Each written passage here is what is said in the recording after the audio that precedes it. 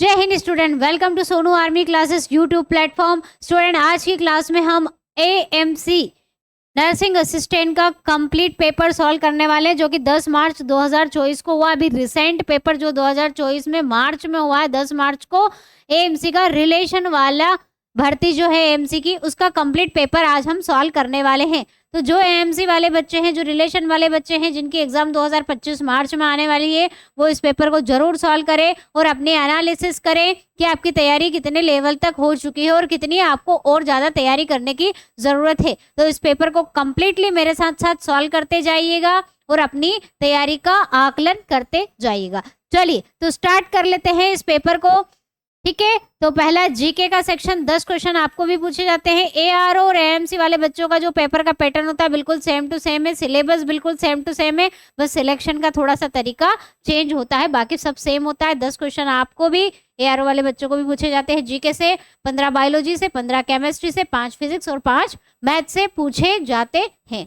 ठीक है, तो जीके का क्वेश्चन आप लोगों के सामने, लेकिन पेपर स्टार्ट करने से पहले बता दूं, ये जो पेपर है मेमोरी बेस्ड पेपर है। ठीक है, पेपर मिलते नहीं है, मेमोरी बेस्ड है। बच्चों को जितना याद था उन्होंने क्वेश्चन शेयर करे, बाकी क्वेश्चंस आपके सारे करेक्ट हैं। ऑप्शन अप एंड डाउन हो सकते हैं, बाकी जो क्वेश्चन है बिल्कुल सेम टू सेम पूछे गए थे। तो देखिए और एनालिसिस करिए। फर्स्ट क्वेश्चन आप लोगों के सामने है, 2023 में G20 शिखर सम्मेलन की मेजबानी किस देश ने की थी? ये करंट का क्वेश्चन है, 2024 में पेपर है तो 2023 का पूरा पूछा गया है, करंट अफेयर। इसी तरह से 2025 की एग्जाम आपको देना है तो 2024 का स्पेशली ओलंपिक, समर ओलंपिक से बहुत सारे क्वेश्चंस आने के चांसेस है। तो समर ओलंपिक और इस तरह के बड़े बड़े इवेंट्स, घटनाएं जो घट रही हैं 2024 में, वो आपको पता होना चाहिए। ठीक है, तो किसने की थी 2023 में? हमारे भारत देश, इंडिया ने करी थी। ऑप्शन बी इसका बिल्कुल राइट आंसर है। ठीक है, चलिए आगे बढ़ते हैं नेक्स्ट क्वेश्चन की तरफ। नीरज चोपड़ा किस खेल से संबंधित है? Neeraj Chopra is related to which sport? इस बार भी नीरज चोपड़ा बहुत फेमस हुए, सिल्वर मेडल समर ओलंपिक में उन्होंने जीता है। ठीक है, किस खेल से जुड़े हुए खिलाड़ी? ये भी करंट से जुड़ा हुआ क्वेश्चन पूछा गया था, भाला फेंक, जेवलिन थ्रो से जुड़े हुए हैं। ठीक है, नेक्स्ट क्वेश्चन है, भारतीय सेना में गोवा को पुर्तगालियों से कब मुक्त कराया गया था?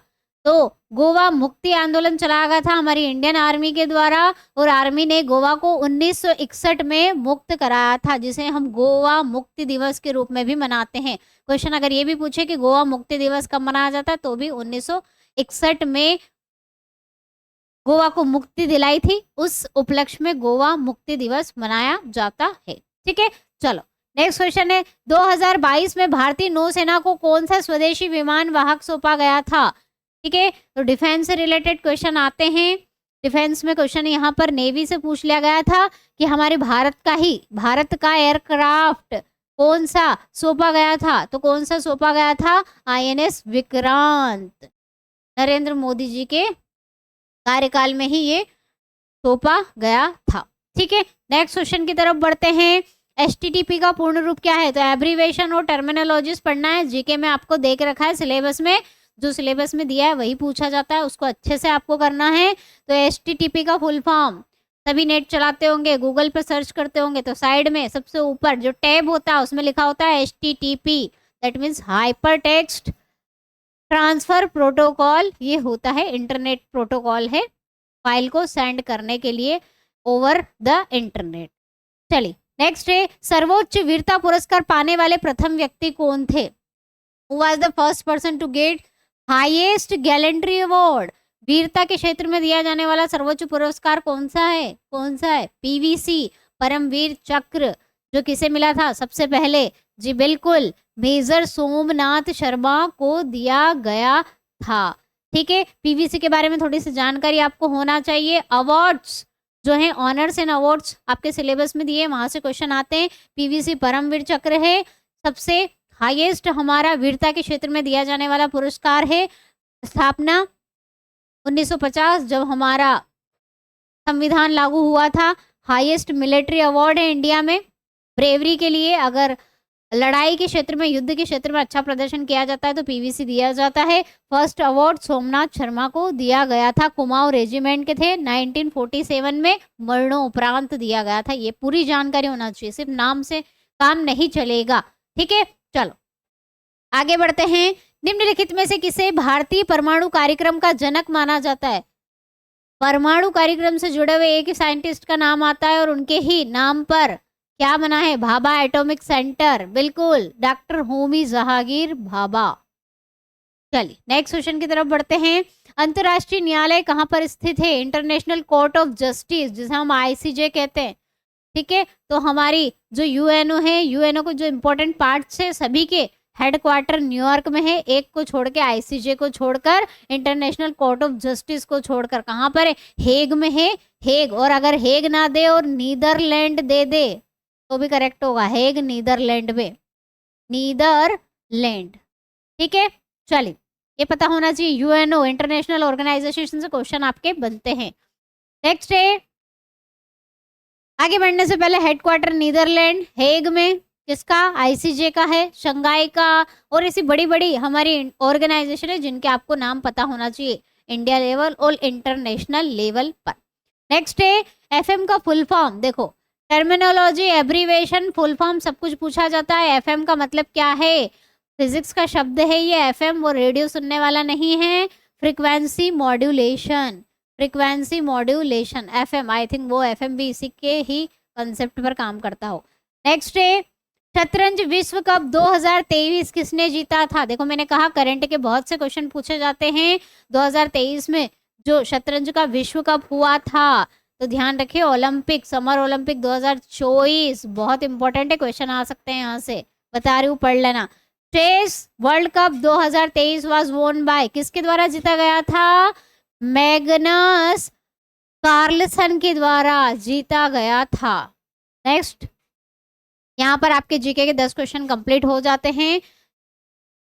आगे बढ़ने से पहले सभी बच्चों को बता दूं कि हमारा एप्लीकेशन है सोनू आर्मी क्लासेस एप्लीकेशन, जहां पर एएमसी और एआरओ वाले बच्चों की लाइव क्लासेस चल रही है, फाउंडेशन बेच चल रही है। जो बच्चे इंटरेस्टेड है, जो अपनी तैयारी को बिल्कुल अच्छा करना चाहते हैं, कंसेप्ट से, जीरो से हाई लेवल तक पढ़ना चाहते हैं, पूरी एनसीईआरटी बेस्ड सिलेबस कवर करना चाहते हैं, तो आप बिल्कुल बेच को खंगाल सकते हैं, बेच को देख सकते हैं। बेच में आपको लाइव क्लासेस चल रही हैं। लाइव नहीं देखना चाहते तो रिकॉर्डेड में क्लास मिल जाएगी, बाद में भी देख सकते हैं। जीरो से हाई लेवल तक पढ़ाया गया है, थ्योरी भी मिलेगी, एमसीक्यूज मिलेंगे और कंप्लीट 100 टेस्ट सीरीज मिलेंगी, 50 प्रश्नों की 100 एग्जाम से पहले। पीवाईक्यू ओरिजिनल पेपर्स आपको सारे प्रोवाइड किए जाएंगे, जितने भी हो चुके हैं एआरओ के और एएमसी के, वो सब चैप्टर वाइज टेस्ट सीरीज आपको प्रोवाइड की जाएगी। बहुत बेनिफिशियल है प्रैक्टिस के लिए। हर एक चैप्टर पढ़ोगे, पढ़ने के बाद अब आपको उसकी टेस्ट सीरीज दी जाती है, तो आपकी बहुत अच्छे से प्रैक्टिस हो जाएगी और क्वेश्चंस आंसर भी आपके टॉपिक वाइज आपको मिल जाएंगे एमसीक्यू के फॉर्म में। रिवीजन बेच आएगी आफ्टर दिसंबर, जो आपको इसके साथ बिल्कुल फ्री में दी जाएगी।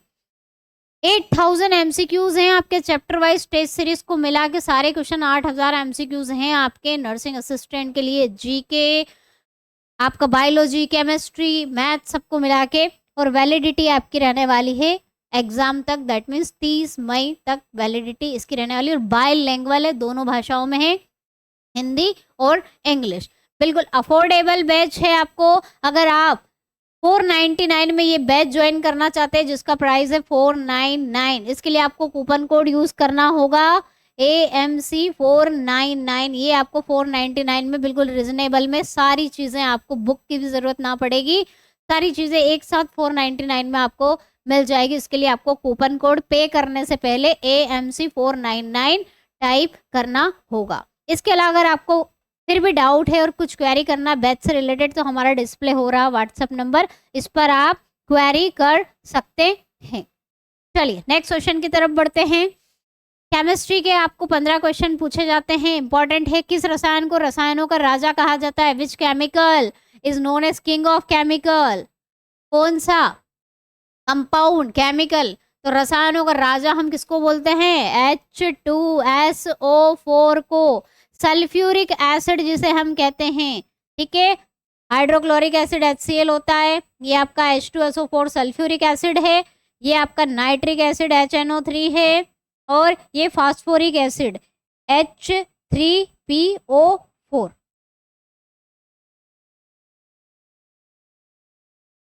तो ये सारे एसिड हैं, इन सारे एसिडों में हम सल्फ्यूरिक एसिड को क्या बोलते हैं? रसायनों का राजा। क्यों?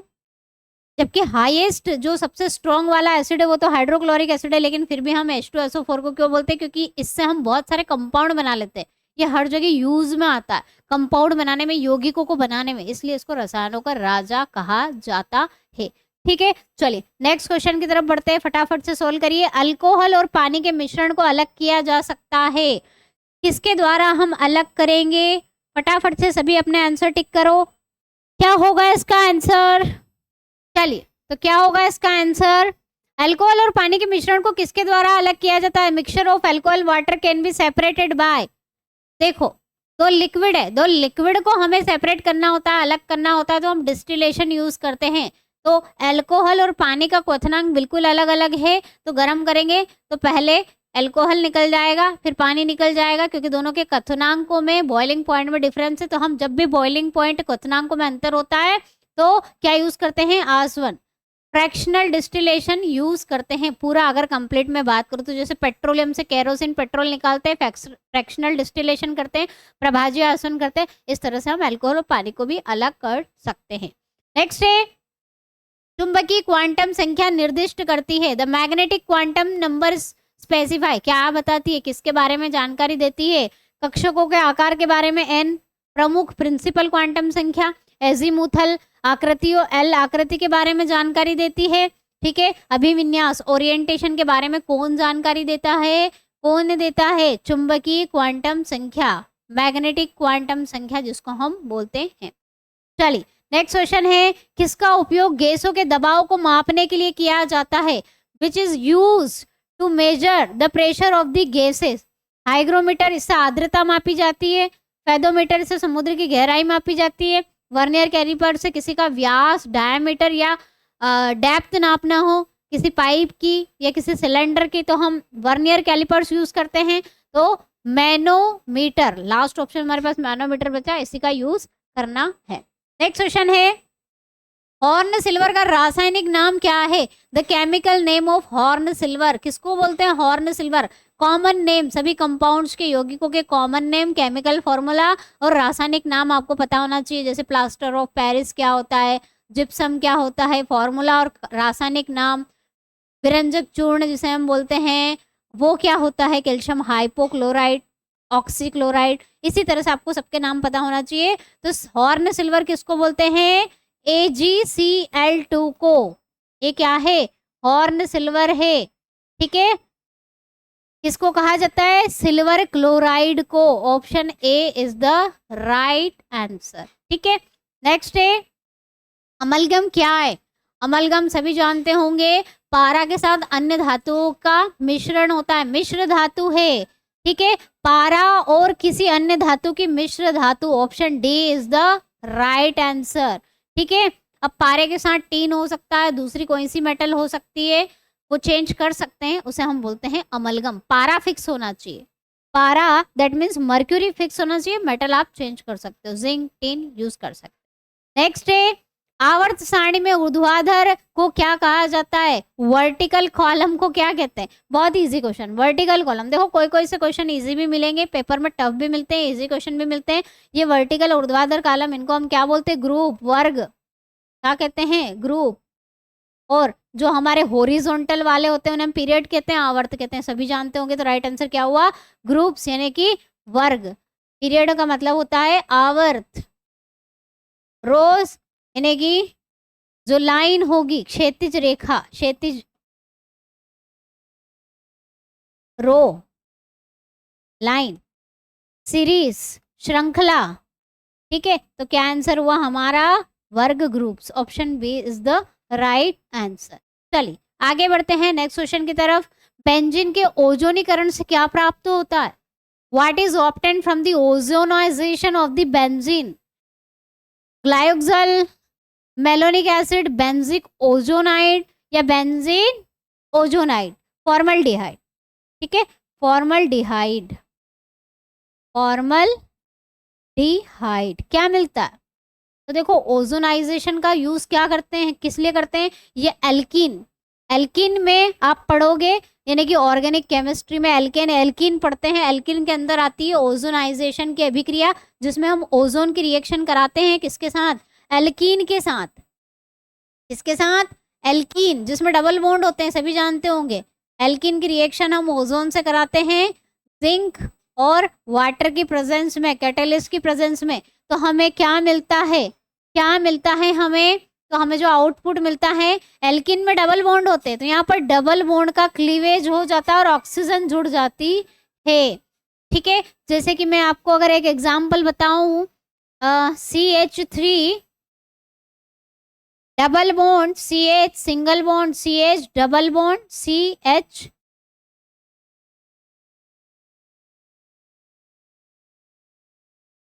CH2 double bond CH, single bond CH, double bond CH2। ठीक है, तो इसकी जगह हम ओजोन, ये क्या है? एक एल्कीन है, इस एल्कीन की अगर हम ओजोन के साथ अभिक्रिया करवा दें जिंक और वाटर की प्रेजेंस में, तो ये जो बॉन्ड है ना, ये तोड़ देता, ये बॉन्ड तोड़ देता है और यहाँ पर ऑक्सीजन जुड़ जाती है। तो क्या आउटपुट बनता है? CH2 डबल बॉन्ड O और plus CH double bond O, double bond O plus CH2 double bond O। मतलब जहां भी डबल बॉन्ड आपका होगा वहां तोड़ के आपको डबल बॉन्ड करके ऑक्सीजन जोड़ देना है। यहाँ भी ऑक्सीजन जुड़ेगी, एक यहाँ जुड़ेगी, इसके साथ जोड़ दी, इसको अलग कर दिया, इसके साथ जोड़ी, इसको अलग कर दिया, इसके साथ जोड़ी, इसको अलग, तो 3 प्रोडक्ट यहाँ पर बने। तो यहाँ पर बेंजीन का पूछा, तो बेंजीन में भी डबल बॉन्ड ही होते हैं। ठीक है, तो हम बेंजीन का करके देखते हैं। बेंजीन कुछ इस तरह से दिखता है, सभी जानते हैं बेंजीन को, सभी बेंजीन रिंग से वाकिफ हैं। ये बेंजीन है, तो यहाँ पर ये रिंग सभी ऑक्सीजन जुड़ जाएंगे, यहाँ पर ऐड हो जाएगा, सब रिंग टूट जाएगी, ऑक्सीजन जुड़ जाएंगे और फाइनली हमें क्या मिलेगा? क्या मिलेगा? देखो बेंजीन में होते हैं CH, CH, CH, CH, CH और CH। तो क्या मिलेगा? बॉन्ड तोड़ा, डबल बॉन्ड लगा दी, ये CH है, ठीक है, डबल बॉन्ड O लगा दी, इस CH, ये सिंगल वाला CH इससे जुड़ेगा, डबल बॉन्ड O लग जाएगा। इस तरह से टोटल कितने बनेंगे, इसको तोड़ा जाएगा तो CH double bond O plus CH double bond O, CH double bond O, ऐसे 3 मिलेंगे आपको। इनका नाम क्या है? ये फॉर्मल्डिहाइड नहीं है, इसे हम फॉर्मल्डिहाइड नहीं कहेंगे, इसको हम ऐसे भी लिखते हैं, ऐसे लिख सकते हैं CHO, TH double bond O को हम ऐसा लिख सकते हैं, ये अकेला क्या है? क्या है ये? CHO। अल किस में लगाते हैं हम? एल्डिहाइड, है ना, तो ये एल्डिहाइड है, 3 एल्डिहाइड ग्रुप इस तरह से जुड़े हुए मिलेंगे, जिसे हम कहते हैं क्या? इसे कहा जाता है ग्लायोक्सल। अल किस में लगता है? Glyoxal, glyoxal. तो ध्यान रखें, ऑर्गेनिक केमिस्ट्री से भी क्वेश्चन बनते हैं, और जो रिएक्शन है इंपॉर्टेंट वाली, कॉल्वे हो गया और सब्सटीट्यूशन हो गई, प्रतिस्थापन अभिक्रियाएं हो गई, जो हम एल्केन, एल्कीन, एल्काइन में और बेंजीन में पढ़ते हैं, वो सारी आपको एक बार पढ़नी पड़ेगी, क्योंकि क्वेश्चन यहाँ से बना है। ठीक है, तो आंसर क्या हो जाएगा? ग्लायोक्सल बनेगा। बीच में इंटरमीडिएट बेंजीन ओजोनाइड भी बनता है, लेकिन वो इंटरमीडिएट बीच का प्रोडक्ट बनता है, फाइनली आपको ग्लायोक्सल ही मिलेगा, तो कंफ्यूज नहीं होना है। ठीक है, तो ऑर्गेनिक केमिस्ट्री भी अच्छे से पढ़ना है, 11th 12th वाली। नेक्स्ट है, ये देखिए, ये वाला जो बीच का, आगे बढ़ने से पहले आपको पूरा आउटपुट बता दूं, ये जो है आपका बेंजीन ओजोनाइड है, ट्राई ओजोनाइड, ये इंटरमीडिएट बनता है, फिर रिएक्शन कर लेता है तो ग्लायोक्सल बनता है। ग्लायोक्सल, इसको हम इस तरह से भी लिख सकते हैं और स्ट्रक्चर के फॉर्म में ये, या ऐसे भी लिख सकते हैं इसको, CH double bond O, CH double bond O, या फिर इसको हम ऐसे भी लिख सकते हैं, ऐसे भी 3 तरीके से इसको लिखा जा सकता है, तो कंफ्यूज नहीं होना है। चलिए आगे बढ़ते हैं नेक्स्ट क्वेश्चन की तरफ। प्रदूषित जल का उपचार किसकी सहायता से किया जा सकता है? Treatment of pollutant water is carried out with the help of lichen, fungi, fern या फाइटोप्लैंक्टन। किसकी मदद से हम पानी को साफ कर सकते हैं? तो देखो, पानी को साफ करने के लिए आपका फंगाई भी यूज होता है, फर्न भी यूज होता है, और साथ ही साथ बैक्टीरिया। अब जब हम वाटर सीवेज ट्रीटमेंट करते हैं तो उसमें मेथनोजन बैक्टीरिया का भी यूज करते हैं साफ सफाई के लिए, तो 3 का यूज किया जाता है। ठीक है, तो इसके आंसर यहाँ पर 2 बन रहे हैं, फर्न भी है, फंगाई भी है। ठीक है, तो आंसर आपका ऑप्शन क्या था उसके अकॉर्डिंग इसका आंसर क्या होना चाहिए, दोनों होने चाहिए, लेकिन मैं फंगाई की तरफ जाऊंगी। मैक्सिमम फंगाई पैरासाइटिक होते हैं, कचरा वचरा सब गंदगी को ये फीड कर लेते हैं, खा लेते हैं, पानी को साफ करने में यूज होते हैं। फर्न का यूज भी कर सकते हैं, लेकिन सबसे ज्यादा फंगाई यूज किए जाते हैं, कवक जिन्हें हम कहते हैं। ठीक है, नेक्स्ट क्वेश्चन है ब्रेंजिंग। ब्रेंजिंग में आमतौर पर इस्तेमाल किया जाने वाला फ्लक्स क्या है? ब्रेजिंग, सॉरी ब्रेंजिंग नहीं, ब्रेजिंग। ब्रेजिंग में आमतौर पर यूज किया जाने वाला फ्लक्स का नाम पूछा है। ये मेट्रोलॉजी यानी कि धातु कर्म का क्वेश्चन है, तो उसका भी नहीं है, तो डेली लाइफ का हम समझ सकते हैं। वेल्डिंग। वेल्डिंग में देखो, जब हम वेल्डिंग करते हैं तो वेल्डिंग का मतलब क्या, 2 मेटलों को जोड़ते हैं, तीसरी मेटल या रॉड लगा के वेल्डिंग करना कहते हैं। तो ठीक है, ब्रेजिंग जो है इसमें भी 2 मेटल हैं, 2 मेटल को जब हमें ज्वाइन करना है तो बीच में एक मेटल लगाते हैं, एक मेटल की रॉड लगाते हैं और इसको गर्म करके पिघला के इन दोनों को हम चिपका देते हैं वेल्डिंग के थ्रू। तो ब्रेजिंग एक तरह से वेल्डिंग की मेथड ही है। लेकिन जब ये रॉड फील की जाती है ना, तो इस रॉड के साथ एक मटेरियल यूज किया जाता है जिसे हम फ्लक्स बोलते हैं। फ्लक्स यूज करना जरूरी है। क्यों जरूरी है? क्योंकि ये ना वेल्डिंग खराब नहीं होती है, ऑक्सीडाइज नहीं होती है, ऑक्सीकरण नहीं होता और सड़ती नहीं है, खराब नहीं होती है और मेटल चिपकी रहती है, तो फ्लक्स यूज किया जाता है। नॉर्मली सबसे ज्यादा यूज किया जाने वाला फ्लक्स जो है वो है आपका बोरेक्स। सोडियम का कंपाउंड है बोरेक्स, सभी जानते होंगे। बोरेक्स का यूज किया जाता है ऑक्सीडेशन, ऑक्सीकरण से बचने के लिए, वेल्डिंग खराब ना हो इसके लिए। नेक्स्ट है रेफ्रिजरेटर में प्रयुक्त मानव निर्मित सिंथेटिक रसायन कौन सा है? सभी जानते हैं रेफ्रिजरेटर में किसका यूज करते हैं? CFC, chlorofluorocarbon. फुल फॉर्म क्या है इसका? क्लोरोफ्लोरोकार्बन। क्लोरोफ्लोरोकार्बन का यूज किया जाता है, जिसे हम CFC शॉर्टकट में कहते हैं। चलिए आगे बढ़ते हैं। पहला परमाणु सिद्धांत किसके द्वारा दिया गया था? Who gave the first atomic theory? तो एटॉमिक थ्योरी और एटॉमिक मॉडल में कंफ्यूज मत हो जाना। ठीक है, क्या होगा इसका आंसर? एटॉमिक थ्योरी किसके द्वारा दी गई थी? जॉन डाल्टन के द्वारा। और पहला परमाणु मॉडल पूछे तो थॉमसन के द्वारा दिया गया था। डोंट बी कंफ्यूज, परमाणु मॉडल अलग है और थ्योरी अलग है, सिद्धांत अलग है और मॉडल अलग है। नेक्स्ट है कार्बनिक यौगिकों को सुखाने के लिए किसका उपयोग किया जाता है? What is use to dry organic compounds? Organic compound को सुखाने से मतलब ये है कि उसमें से पानी निकाल लेना, पानी को निकालना यानी ड्राई कर देना, सुखा देना। तो इसके लिए हम बहुत सारे कंपाउंड्स यूज करते हैं। मैग्नीशियम सल्फेट का भी यूज करते हैं, यहाँ पर मैग्नीशियम सल्फेट नहीं दिया है, MgSO4 का यूज करते हैं। इसके अलावा कैल्शियम क्लोराइड का भी यूज करते हैं। तो राइट आंसर क्या होगा? Calcium chloride. और भी कंपाउंड्स यूज किए जाते हैं जो पानी को एब्जॉर्ब कर लेते, खींच लेते, सोख लेते हैं। चलिए नेक्स्ट क्वेश्चन की तरफ बढ़ते हैं। थर्माइट विधि द्वारा किस धातु को अलग किया जाता है? Which metal is separated by the thermite method?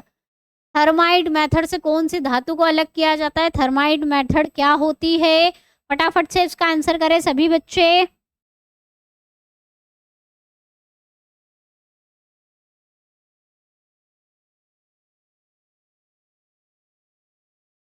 इसमें आयरन मेटल Fe2O3 कि हम एल्यूमिनियम से रिएक्शन करवाते हैं।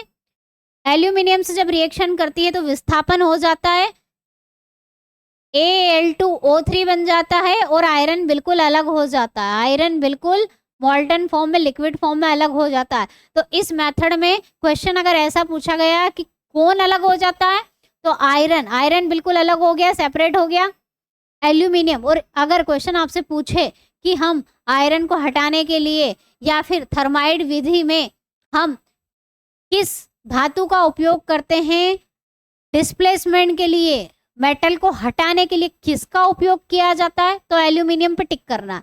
और कौन सी मेटल हटती है, तो आयरन हटती है, और किसका यूज करते हैं हटाने के लिए? एल्यूमिनियम। 2 अलग अलग क्वेश्चन हो गए, कंफ्यूज नहीं होना है। Which metal is separate? अब इन्होंने पूछा कौन सी मेटल अलग होती है, तो कौन सी होती है? आयरन।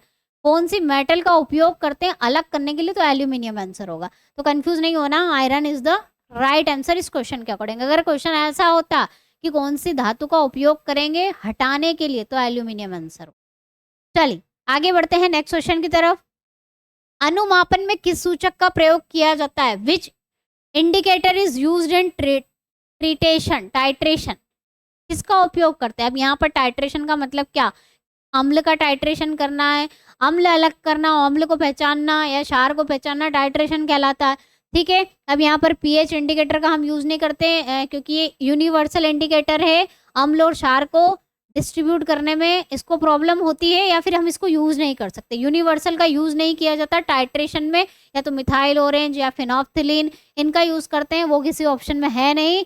तो हम यहाँ पर लिटमस पेपर पे जाएंगे, क्योंकि लिटमस पेपर दो अलग अलग तरीके से बताता है। अम्ल की जानकारी अलग देता है और क्षार के अलग देता है। लाल से नीला, नीले से लाल हो जाता है। दो अलग अलग प्रकार के लिटमस पेपर हम यूज कर सकते हैं, तो हम लिटमस पेपर पे जाएंगे, इसका राइट आंसर। नेक्स्ट है बायोलॉजी के 15 क्वेश्चन आप लोगों को पूछे जाते हैं। ब्रायोफाइट का मादा प्रजनन भाग कौन सा है? Female reproductive part of the bryophytes. तो ब्रायोफाइट्स में दो पार्ट्स मिलेंगे, फीमेल वाला और मेल वाला, दोनों के अलग अलग नाम है। तो यहाँ पर किसका पूछा है? फीमेल का रिप्रोडक्टिव पार्ट यानी कि मादा प्रजनन तंत्र भाग को क्या कहते हैं? इसमें क्या कहा जाता है? आर्कगोनियम। आर्कगोनियम इसे कहा जाता है। और एथेरिडियम हम किसको बोलते हैं? मेल वाले रिप्रोडक्टिव पार्ट को। चलिए आगे आपको दिखाती हूँ मैं डायग्राम में।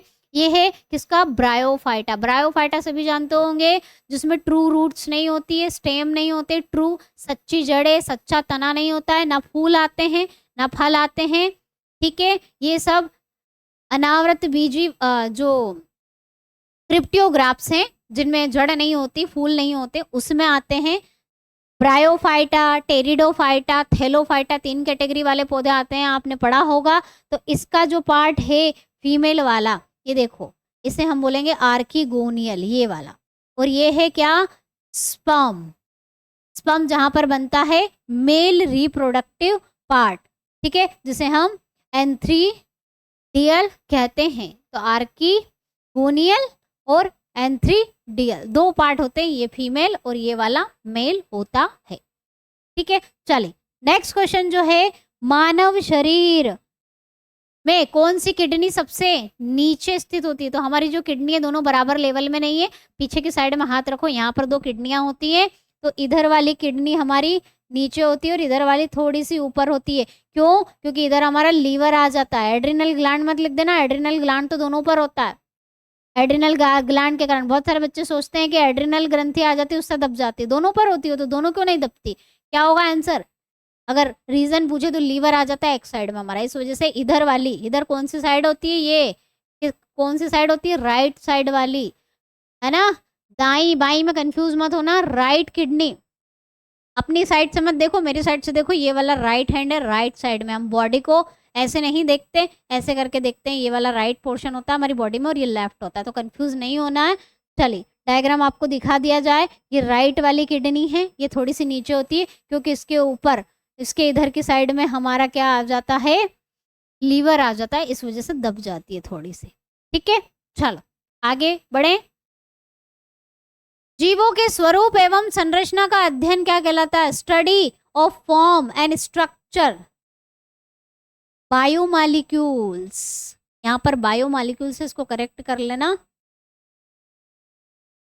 स्वरूप और संरचना किसकी? बायोमॉलिक्यूल्स की। बायोमॉलिक्यूल्स, ठीक है, इनकी स्टडी हम क्या कहते हैं? जिसमें बायोमॉलिक्यूल के बारे में पढ़ते हैं, जैव अणुओं के बारे में, है ना। बायोमॉलिक्यूल को हिंदी में कहेंगे जैव अणु, जैव अणु, जेल नहीं, जैव अणुओं के बारे में पढ़ा जाता है, जिसमें हम उसे क्या कहते हैं?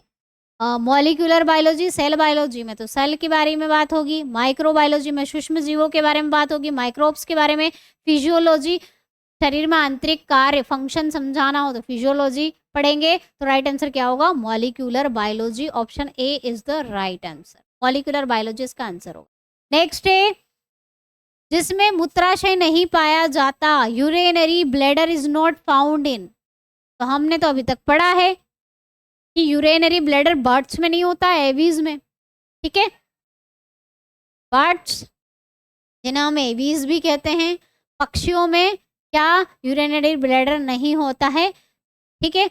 हम एम्फीबियन और रेप्टाइल की बात करें तो उनमें से कुछ कुछ हैं जिनमें नहीं होता है, जैसे कि सांप में, इसमें भी नहीं होता है यूरिनरी ब्लैडर, मगरमच्छ में नहीं होता है, छिपकलियों में जो दीवार वाली छिपकलियां उनमें नहीं होता है, तो राइट आंसर होगा ऑप्शन डी, इन सभी में नहीं पाया जाता। बर्ड्स के साथ साथ ये भी याद कर लेना, पक्षी का तो फिक्स है कि नहीं होता है, लेकिन रेप्टाइल की अगर हम बात करें तो रेप्टाइल में स्नेक जो सरीसृप है उनमें सांप और मगरमच्छ और छिपकली जो दीवार वाली छिपकली है इनमें नहीं पाया जाता यूरिनरी ब्लैडर, मूत्राशय। नेक्स्ट है, निम्नलिखित में से कौन सा रोग प्रदूषित जल से नहीं होता है, which of the following disease is not cause by the polluted water, contaminant water जिसे हम कहते हैं, होने वाले रोग अगर हम पूरी डिजीज पढ़ें तो मलेरिया की बात करें तो मलेरिया का कोई संबंध नहीं है कंटामेंट वाटर से, ठीक है। वो तो मच्छर अगर बैठ जाएगा तो वो लेकर आता है बीमारी, इसका वेक्टर है, वाहक है, malaria is the right answer. Typhoid, हेजा, इन्फ्लुएंजा, ये सब जो हैं ये किससे होने वाली बीमारियां, कंटामेंट वाटर, गंदे पानी से होने वाली बीमारियां है, ठीक है। चलो आगे बढ़े, शरीर का कौन सा अंग मुख्य रूप से तपेदिक यानी कि टीबी से प्रभावित होता है, वेरी इजी क्वेश्चन, सभी को इसका आंसर पता होगा। खांसते हैं, टीबी में खांसी चलती है, लंग्स, फेफड़े, कौन अफेक्ट होते हैं, फेफड़े, लंग्स। आगे नेक्स्ट क्वेश्चन, अदरक को जड़ के बजाय तने के रूप में क्यों वर्गीकृत किया जाता है, why ginger is classified as a stem not as a root, stem modification है भाई, इसीलिए राइजोइड हम पढ़ते हैं ना, बल्ब राइजोइड, तो राइजोइड वाली फॉर्म होती है हल्दी और अदरक, टर्मरिक और जिंजर उसमें आते हैं, लेकिन यहाँ पर राइजोइड वाला ऑप्शन नहीं दिया है, यहाँ पर कुछ और कहा है, तो ऑप्शन हम देख लेते हैं। यह भूमिगत रूप से उगता है, इसलिए भूमि में तो जड़ भी उगती है, तो जड़ होना चाहिए ना, तना भी उगता है, जड़ भी उगती है। इनमें नोड्स और इंटरनेट, देखो तने को पहचानने का तरीका ये है कि तने में नोड्स और इंटरनोड होते हैं, क्या होते हैं, अगर एक स्टेम है तो उसमें ऐसे नोड्स मिलेंगे, इनको नोड्स बोलते हैं, नोड से क्या निकलती है, ब्रांच निकलती है, पत्तियां निकलती है, यहाँ से पत्तियां और शाखाएं निकलती हैं, पत्तियां और शाखाएं निकलती है नोड से, और दो नोड के बीच की खाली जगह इंटरनोड होती है। तो अदरक को ऐसे ही देखोगे, बीच बीच में गांठें नोड रहती है और बीच में खाली जगह होती है, आसपास गांठें, नोड्स और इंटरनोड्स होते हैं, बिल्कुल। देखो पोषक तत्वों को संग्रहित नहीं करता, करता है, क्यों नहीं करता, क्लोरोफिल नहीं होता है, ऐसा कोई रीजन नहीं है कि क्लोरोफिल नहीं है इसलिए स्टेम नहीं है, या स्टेम है या जड़ नहीं है, ये कोई वैलिड रीजन नहीं है। तो राइट आंसर क्या है, उसमें नोड्स इंटरनोड होते हैं, तने की पहचान ही उसमें नोड और इंटरनोड मिलेंगे आपको, भूमिगत हो चाहे ऊपर हो। नेक्स्ट है, मस्तिष्क का कौन सा भाग शरीर के तापमान को नियंत्रित करने के लिए जिम्मेदार है, वेरी इजी क्वेश्चन, भूख, प्यास, तृप्ति केंद्र, सेटिस्फैक्ट्री, है ना, और हमें भूख लगना, हम हंगरी हैं या हम सेटिस्फाई हो गए खाने से, या फिर हमारा टेम्परेचर, ये सब कौन हैंडल करता है, सभी जानते हैं, हाइपोथैलेमस के द्वारा नियंत्रित किया जाता है। नेक्स्ट क्वेश्चन है, क्लोरोफिल में कौन सी धातु मौजूद होती है, which metal is present in the chlorophyll, फटाफट से सभी आंसर करें। अगर आपको क्लोरोफिल का फॉर्मूला पता होगा तो उसमें कार्बन होता है ना, कार्बन होता है, मैग्नीशियम होता है, और क्या होता है, पूरा फॉर्मूला अगर आपको पता होगा, नाइट्रोजन, ऑक्सीजन, पूरा क्लोरोफिल का फॉर्मूला देखना, उसमें मैग्नीशियम मेटल मिलेगी, आयरन नहीं होता, कॉपर नहीं होता, जिंक नहीं होता है, magnesium, magnesium, nitrogen, oxygen, carbon, hydrogen, ये सब मिलते हैं क्लोरोफिल के फॉर्मूले में। नेक्स्ट है, पक्षियों के घोंसलों का अध्ययन जाना जाता है, study of nest of the bird, पक्षियों का अध्ययन, पक्षियों के घोंसलों का अध्ययन, पक्षियों के अंडों का अध्ययन क्या कहलाता है, पता होना चाहिए, बर्ड्स हमारा चैप्टर में दिया हुआ है, तो हम उनके घोंसलों के अध्ययन को क्या बोलते हैं, ऑर्निथोलॉजी है, तो बर्ड का अध्ययन हो गया, ऑर्निथोलॉजी, ऑर्निथोलॉजी,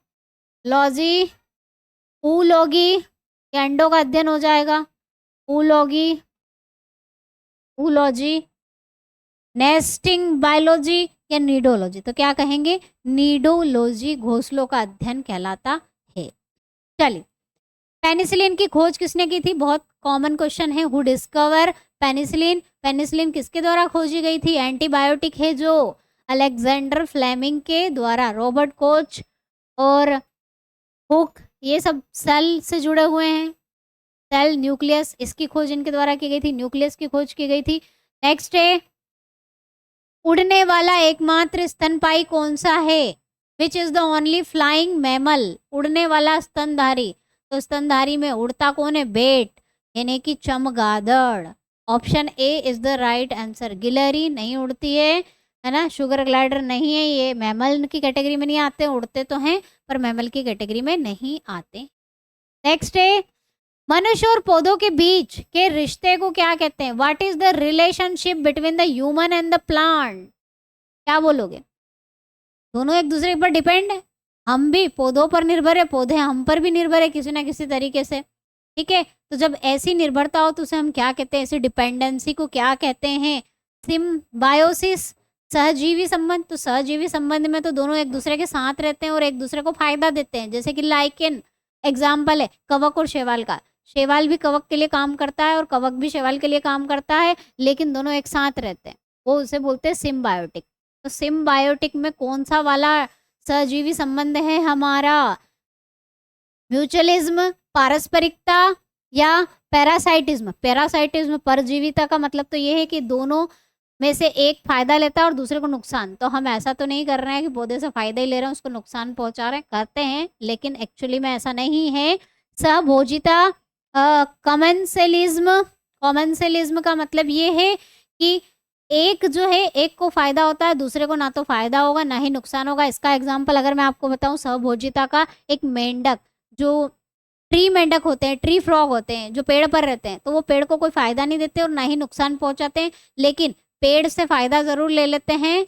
वो उसकी शेड में रहते हैं, उसकी छांव में रहते हैं पेड़ की, लेकिन पेड़ को कोई फायदा नहीं देते, तो उसको बोलते हैं सहभोजिता। एक को फायदा, दूसरे को ना तो फायदा ना ही नुकसान। ठीक है, अब बात आ रही है पारस्परिकता, तो राइट आंसर होगा आपका म्यूचुअलिज्म। ये कौन सी रिलेशनशिप होती, कौन सा संबंध होता है?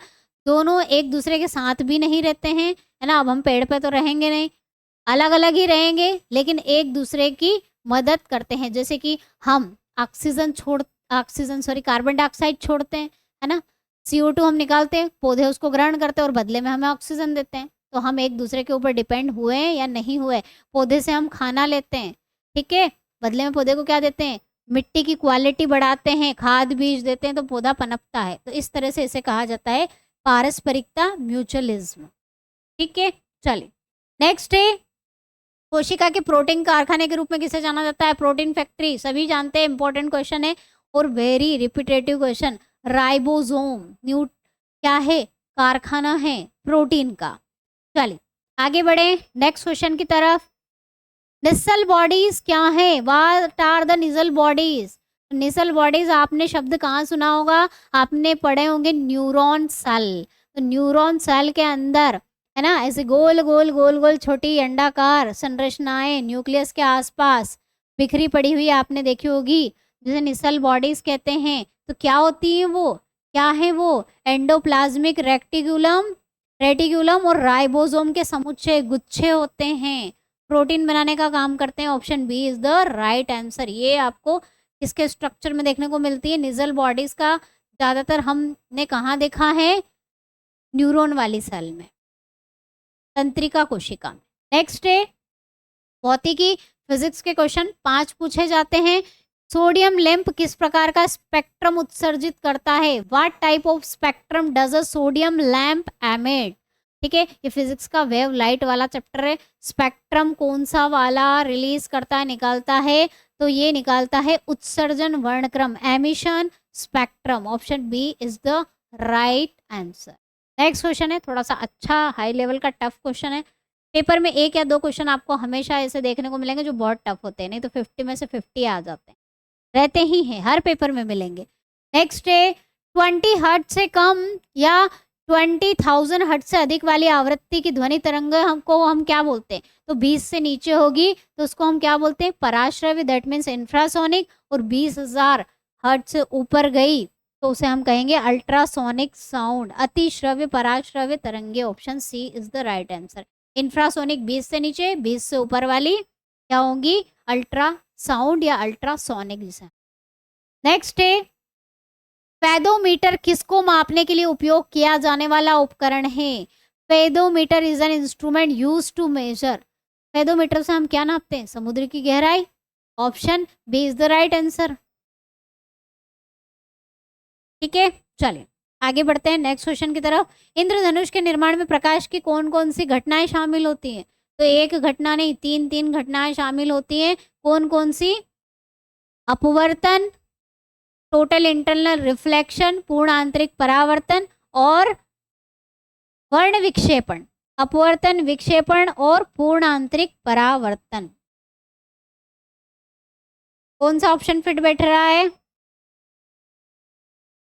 हाँ, अपवर्तन, विक्षेपण यानी कि डिस्पर्शन और रिफ्रैक्शन और total internal refraction. Option B is the right answer. चलिए कैसे होता है समझा जाए। सूरज से जो रोशनी आती है, रेनबो कब बनता है? कब बनता है इंद्रधनुष? जब बारिश होती है, हल्की सी बारिश हो और सूरज भी दिखे, सनलाइट भी हो, तब बनता है।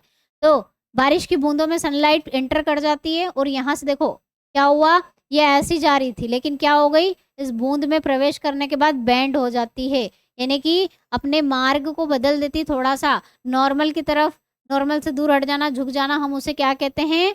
रिफ्रैक्शन, अपवर्तन हो गया। यहाँ पर हो गया अपवर्तन। अब ये अंदर गई, इससे टकराई, तो ऐसी की ऐसी निकल जाना चाहिए, नहीं निकलती है, रिफ्लेक्ट हो जाती है। पूर्ण आंतरिक परावर्तन यहाँ पर हो गया, पूर्ण आंतरिक परावर्तन यहाँ पर हो गया, टोटल इंटरनल रिफ्लेक्शन। और होके फिर ही बाहर निकली तो थोड़ी बेंड होके निकली, तो रिफ्रैक्शन, फिर से अपवर्तन हो गया। और ध्यान रखें यहाँ पर एक लाइट एंटर हुई थी और बहुत सारी लाइटों में टूट गई है, तो इसे हम क्या बोलते हैं? डिस्पर्शन, वर्ण विक्षेपण। यहाँ पर डिस्पर्शन भी हुआ है, डिस्पर्शन यानी कि वर्ण विक्षेपण जिसे कहते हैं, 7 रंगों में टूट जाना कलर का, उसे वर्ण विक्षेपण कहते हैं। तो तीनों घटनाएं रिस्पॉन्सिबल है, इसीलिए राइट आंसर आपका हुआ क्या? रिफ्रैक्शन, अपवर्तन, टोटल इंटरनल रिफ्रैक्शन, पूर्ण आंतरिक परावर्तन और डिस्पर्शन, वर्ण विक्षेपण।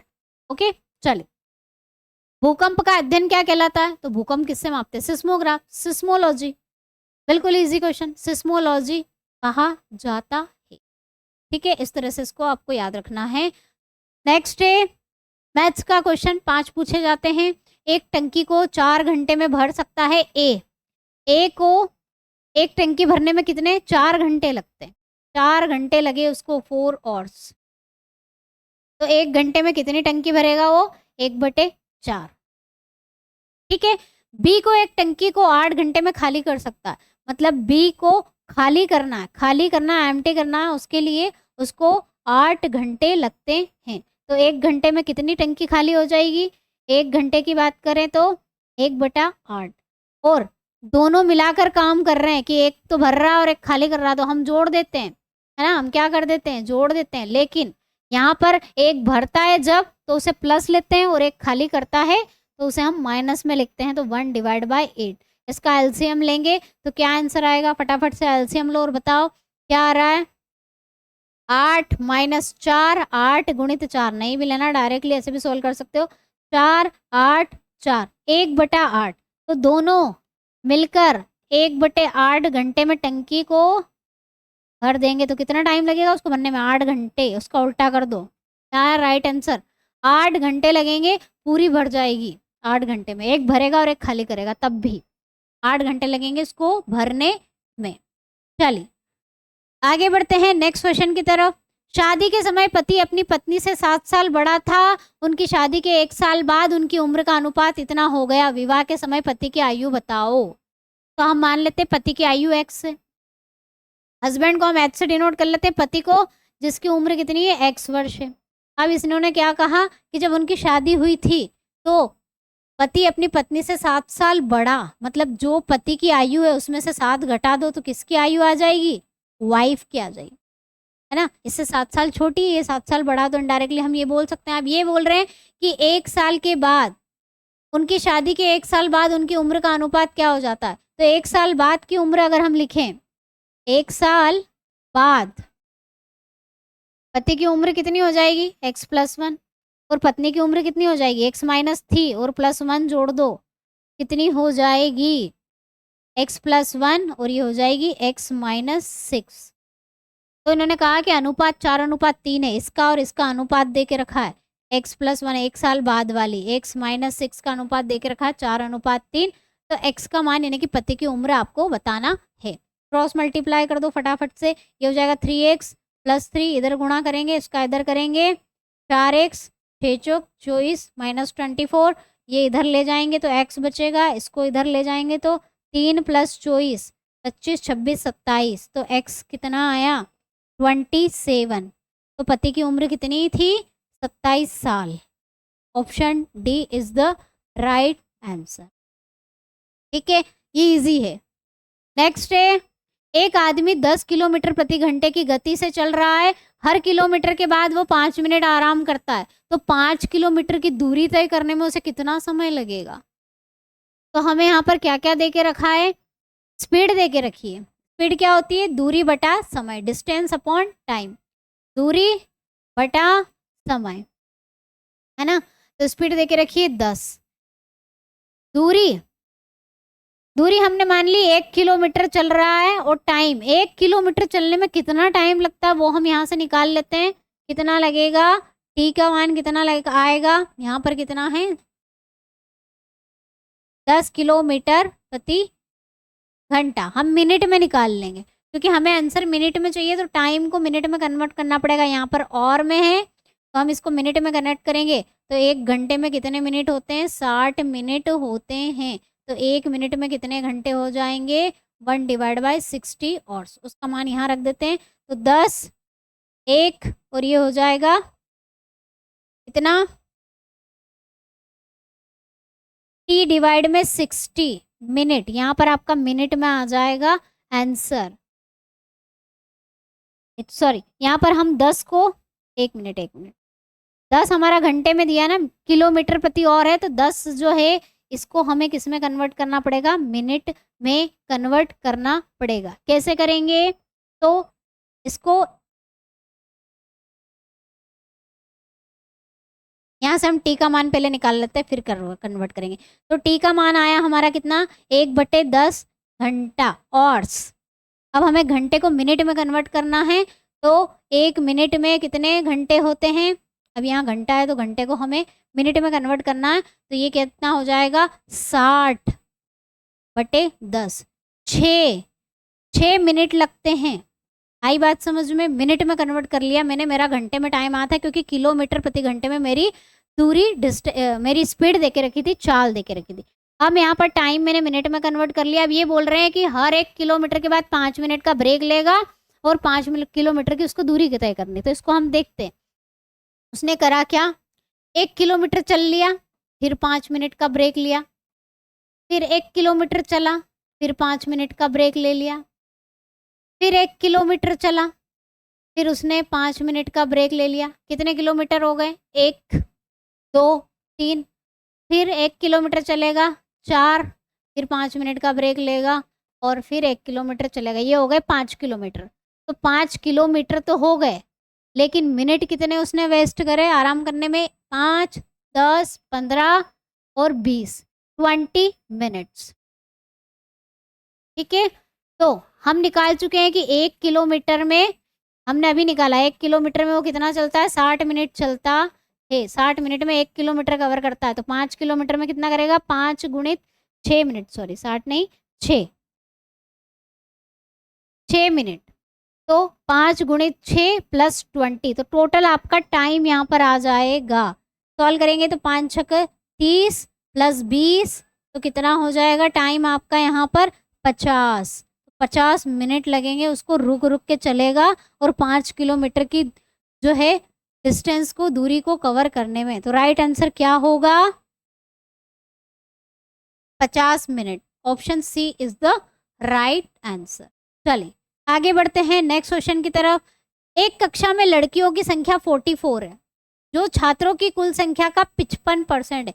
टोटल स्टूडेंट मान लिए हमने क्लास में x हैं, तो अगर उनका मैं 55% निकालूं, उसके बराबर लड़कियां दे रखी हैं गर्ल्स, और गर्ल्स कितनी हैं 44 है। 44 = 55, सिंप्लीफिकेशन का क्वेश्चन है स्टूडेंट ये।